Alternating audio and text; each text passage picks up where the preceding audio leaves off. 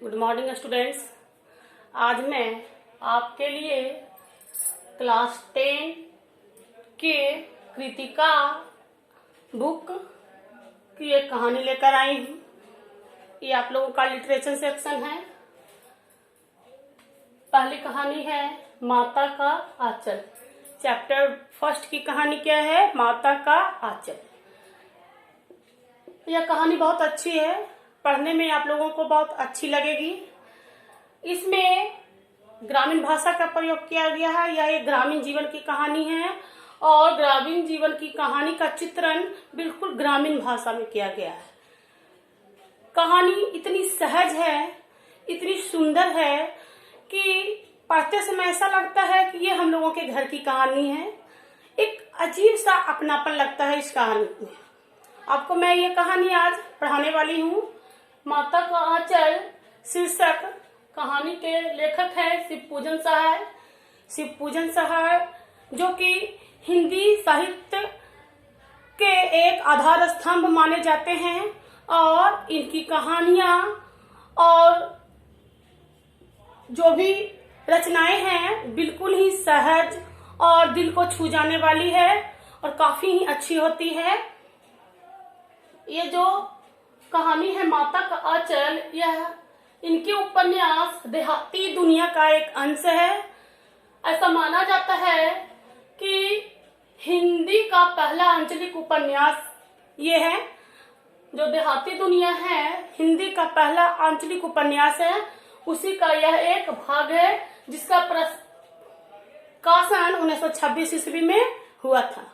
आज हम लोग हिंदी का पहला आंचलिक उपन्यास का एक अंश पढ़ने जा रहे हैं, एक भाग पढ़ने जा रहे हैं जो कि काफी ही अच्छी है, रोमांचित है और दिल को छू जाने वाली है।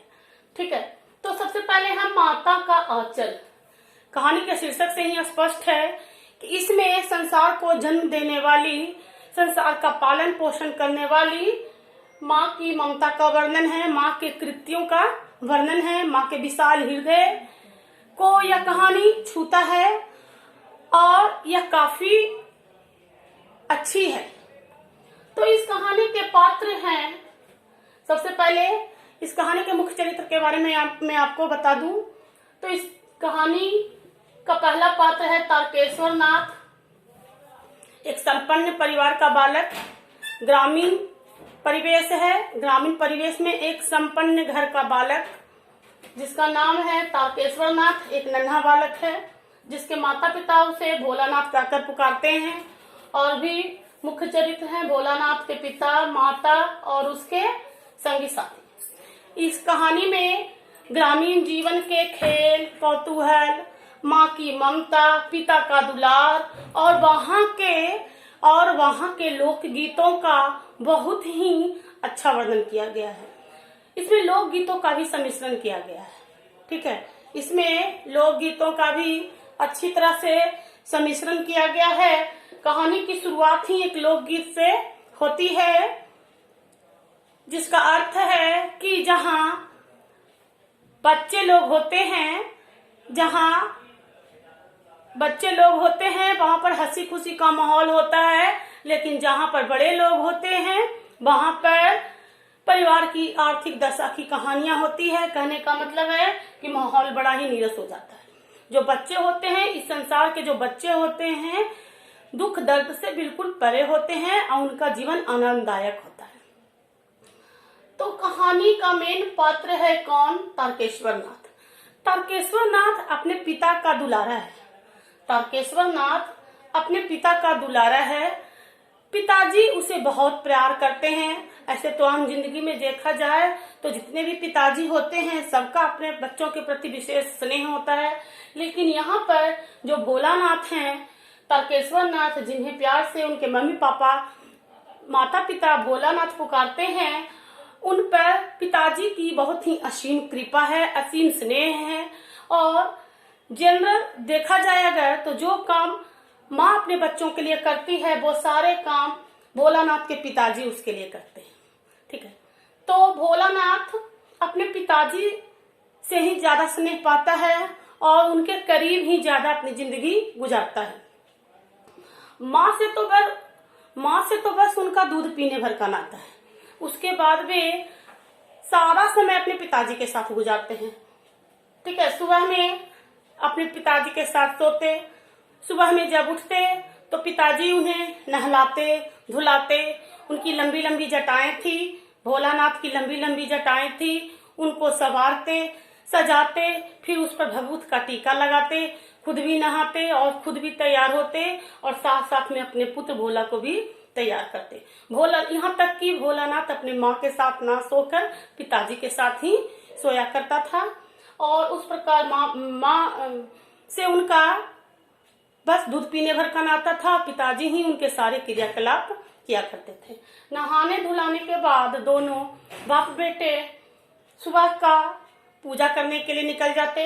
इस कहानी को मैंने अभी 5 भागों में बांटा है। 5 भाग और है इसके, जिसको मैं अगले वीडियो में आपको बताऊंगी। इसका सबसे पहला भाग है भोला का सुबह का श्रृंगार। सुबह में पिताजी के साथ भोला उठ जाता और पिताजी उसे नहलाते धुलाते, खुद भी नहाते धुलाते, उसके बाद अपने बच्चे को तैयार करते, उसकी लंबी लंबी जटाओं में कंघी करते, फिर उसको भभूत का टीका लगाते। भोलानाथ का चौड़ा मीनार भभूत के टीके लगाने के बाद बहुत ही सुंदर लगता था और अच्छा दिखता था। इस प्रकार से बाप बेटे दोनों तैयार हो जाते। तैयार होने के बाद पूजा पाठ का कार्यक्रम स्टार्ट होता, पूजा पाठ किया जाता। फिर पिताजी अपने पुत्र भोला को लेकर पूजा करने के लिए बैठ जाते। हालांकि भोला का मन पूजा करने में नहीं लगता, फिर भी अपने पिताजी के वजह से, अपने पिताजी के दबाव में वह भी पूजा करने के लिए बैठ जाता। ठीक है, और दूसरा भाग हम लोग देख रहे हैं पिता का पूजा पाठ। तो पिताजी के पूजा पाठ करने का ढंग भी बहुत ही निराला था। यह परिवार बिल्कुल ही धार्मिक विचारों वाला है और धर्म पर चलने वाला है। ठीक है, तो पिताजी सुबह सुबह रामायण का पाठ करते, भोला भी उनके साथ बैठता। रामायण का पाठ सुनने में भोला को दिल नहीं लगता, तो वह बार बार क्या करता, एक आईना में अपनी शक्ल देखा करता और मुस्कुराया करता। जब पिताजी उसे देखते कि वो रामायण का पाठ नहीं सुन रहा है, तो भोला क्या करता, शर्मा जाता और शर्मा के वो ऐनक को रख देता और फिर से पिताजी की बातों को सुनते रहता। सबसे पहला काम क्या करते थे पिताजी, रामायण का पाठ करते थे। उसके बाद उनके पास एक रामनामा बही थी। भोला के पिताजी के पास एक रामनामा बही थी। उसमें वे 500 बार, कितनी बार, 500 बार राम का नाम छोटे छोटे चिट में लिखते और उस बही में डालते थे। फिर आटे की छोटी छोटी गोलियां बनाते, आटे की छोटी छोटी 500 गोलियां बनाते और उन गोलियों को राम नाम लिखे हुए चिट में बांध देते और फिर उन गोलियों को लेकर वो गंगा नदी की ओर चल देते। जब वे गंगा नदी की ओर जाते तब उनके साथ उनका पुत्र भी जाता, अर्थात भोलानाथ भी जाता। मैंने पहले भी बताया है कि जो भोलानाथ है अपने पिताजी का बिल्कुल ही बहुत ही करीबी है और हमेशा अपने पिताजी के साथ ही वह रहता है। इसलिए पिताजी जब पूजा पाठ करके वो आटे की गोलियां लेकर गंगा नदी को जाते तो उनका पुत्र भोला भी उनके साथ उनके कंधे पर विराजमान होके चल देता। ठीक है, उसके बाद गंगा किनारे जाकर दोनों पिता पुत्र मछलियों को भोजन खिलाते।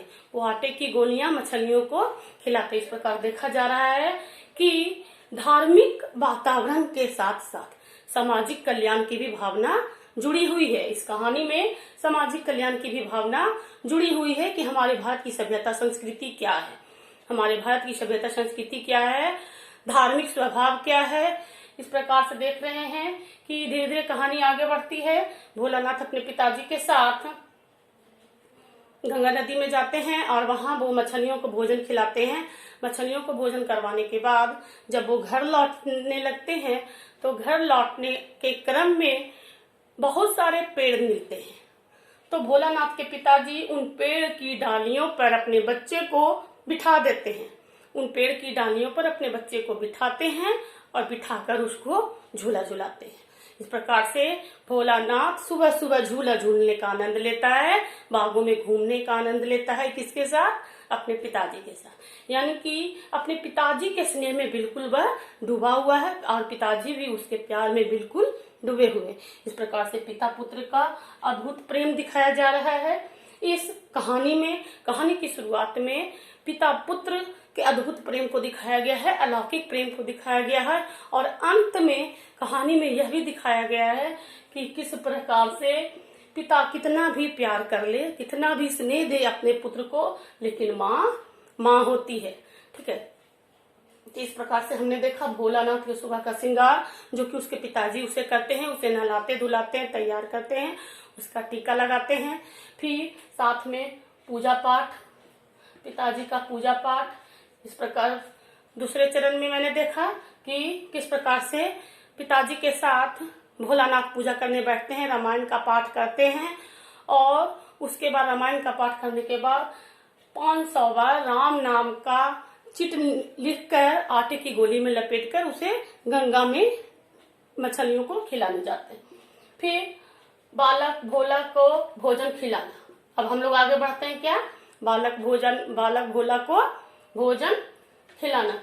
उसके बाद क्या होता है कि जब मछलियों को भोजन खिलाने के बाद और झूला झूलने के बाद जब पिता पुत्र घर आते हैं, तो घर आने के बाद दोनों में कुश्ती होती है, यानी कि पिता पुत्र आपस में खेलते हैं।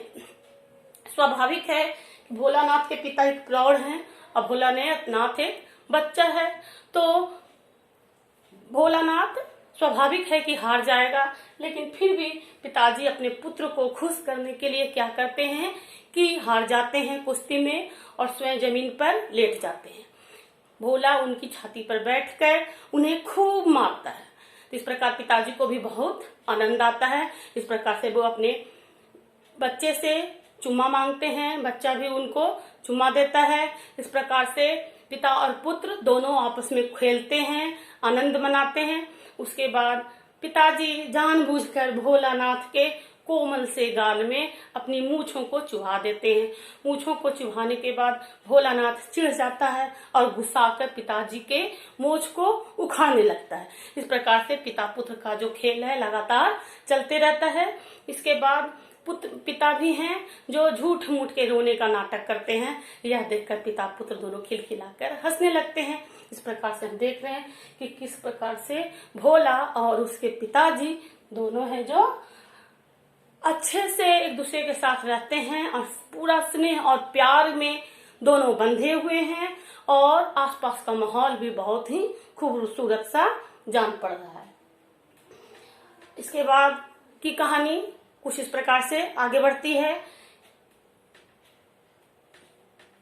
पूजा पाठ करने के बाद, खेलने के बाद और खाने पीने का सिलसिला स्टार्ट होता है। कहने का मतलब बारी बारी से क्रमशः सभी दैनिक क्रियाकलापों का वर्णन यहाँ पे इस कहानी के माध्यम से किया गया है, जो कि बिल्कुल ही ग्रामीण परिवेश में है और ग्रामीण भाषा में इसका बिल्कुल ही अच्छे से चित्रण किया गया है।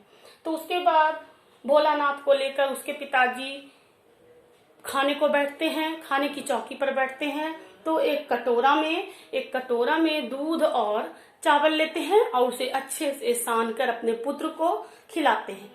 चम्मच से अपने पुत्र को खिलाते हैं।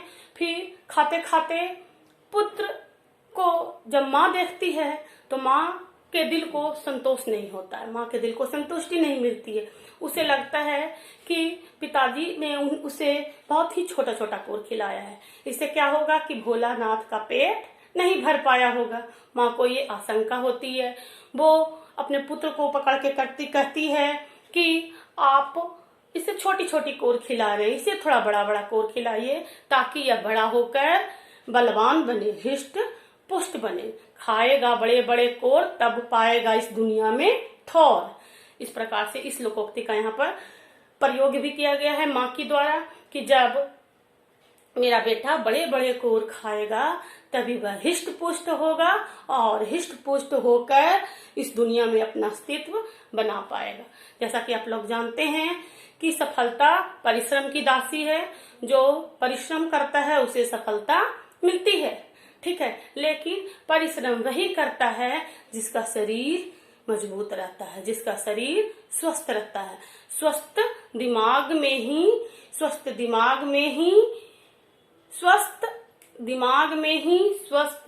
ही वास होता है किस चीज का, परिश्रम। अगर परिश्रम करना है तो स्वस्थ दिमाग होना जरूरी है। इस प्रकार से खाने पीने से स्वस्थ दिमाग होगा, जिससे हम ज्यादा से ज्यादा परिश्रम कर पाएंगे और परिश्रम करने के बाद हमें सफलता तो जरूर मिलेगी। ठीक है, इस प्रकार की भोलानाथ की माँ है जो अपने बच्चे को बड़े बड़े कौर खिलाती है, दही भात सान कर, और अपने बच्चे को बड़े बड़े कौर खिलाती है और बहुत अच्छी तरह से उसे फुसलाती है। क्या करती है कि थाली में छोटे छोटे कौर बना लेती है और कौआ, मोर, हंस, ये सब कौर बनाकर बच्चे को खिलाती है कि बेटा जल्दी खा लो, नहीं तो कौआ खा जाएगा, हंस खा जाएगा। ठीक है, कौआ खा जाएगा, हंस खा जाएगा, कोयल खा जाएगी। इस प्रकार से अपने बच्चे को फुसला कर माँ फिर से दही और चावल खिलाती है। और भोलानाथ खाने में इतने तगड़े हैं कि कौआ क्या उड़ेगा, कोयल क्या उड़ेगी, भोलानाथ उसके पहले ही सारे को खा जाते हैं। इस प्रकार से हम देखते हैं कि दोबारा माँ का भोजन कराना ये भी आपका सफल हो गया। ये भी कहानी मैंने आपको बता दी, कहानी के 5 चरणों का वर्णन मैंने आपको अच्छे से किया और आपको ये कहानी यहाँ तक अच्छे से समझ में आ गई होगी कि किस प्रकार से भोलानाथ के पिताजी का असीम प्रेम, असीम कृपा उस पर बरकरार है। माँ की भी ममता है, लेकिन पिताजी के प्यार को यहाँ पर ऊपर रखा गया है और पिताजी के प्यार को ही ज्यादा दर्शाया गया है। यहाँ पर माँ की ममता को गौण रखा गया है। माँ की ममता कहानी के अंत में दिखाई देती है, माँ की ममता कहानी के अंत में दिखाई देती है, इसलिए इस कहानी का नाम है माता का आंचल। अब अगले वीडियो में मैं आपको इस कहानी के अगले भाग के बारे में बताऊंगी। तब तक के लिए धन्यवाद।